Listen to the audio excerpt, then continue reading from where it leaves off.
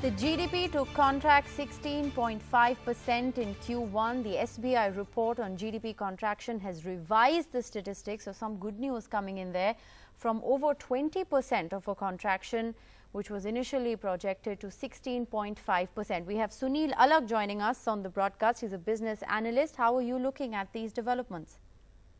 See, look, the first quarter, whether it's minus 20% or minus 16.5%, I'm not really worried about those numbers because the first quarter was expected to be bad. There's no question on my mind, and therefore getting into these figures, it doesn't make a difference. But look at the second quarter. Many companies, in fact, not all, many companies have shown a great deal of increase in sales. The FMCG companies, the food companies, agriculture is also doing much better. FDI has increased. So it's the second quarter that I am more concerned about, and the second quarter is definitely going to be better than the first. And I think the third quarter will get better, and maybe in the fourth quarter of this year, which is Jan-March, is when we expect some kind of normalcy to return, and then hopefully in 21-22 we are then growing at a different level, because this year is a bad year, so we all know it. So harping on the fact that the first quarter was bad, it is bad. I mean, whether it's contracted by 20% or 16.5 doesn't make a difference, as far as I'm concerned. All right. So you're saying it's bad all the way, and a significant or even a small reduction like this doesn't make any difference, even though the report says that the Q1 GDP will be significantly better. I also want to go across to Sakshi, my colleague who's tracking the details of this story. Sakshi, the report also goes on to say that in July and August, coronavirus has significantly penetrated the rural areas. The percentage of cases in rural districts to the total new cases has risen to 54%. Absolutely. The report does paint a good, bad and ugly picture. While the good we've obviously discussed with Mr. Sunil Alagh, the bad it paints is the fact that the percentage of cases in rural districts has now risen to 54%. Now remember, rural districts in rural India do not have the kind of infrastructure and facilities that our urban cities have, that even our developed world has. We can all see our current cities, our developed world is also battling with a lot of the issues due to the virus. So just imagine what the rural districts will go through if this percentage continues to rise.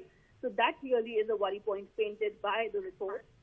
They have also said that Andhra Pradesh and Maharashtra have been impacted more severely with increasing cases.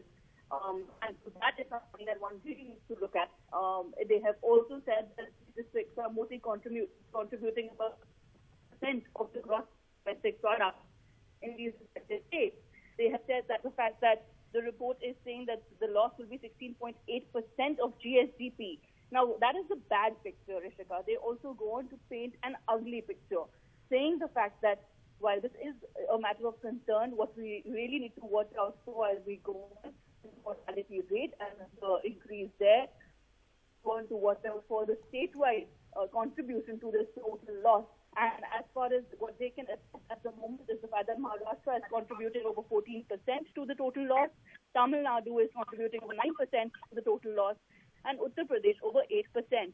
So clearly a grim picture there as far as the rural districts. Which is, I think, yes, Sakshi, and do stay on with us, because we have Sunil Alagh who's still with us, and I want to just go back to him at this moment, because what you're saying is extremely interesting. You're saying that the overall picture continues to remain grim, irrespective of Q1, which is showing a slight improvement. But I want to understand your take on the rural penetration aspect of it. Does that worry you?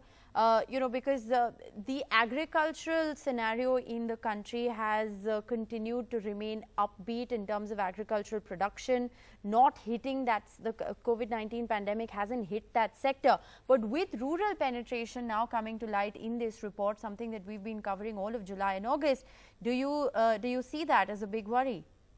See, look, I mean, we've got to live. I fully agree with Sakshi on the COVID issue, because I didn't know you were discussing the COVID issue.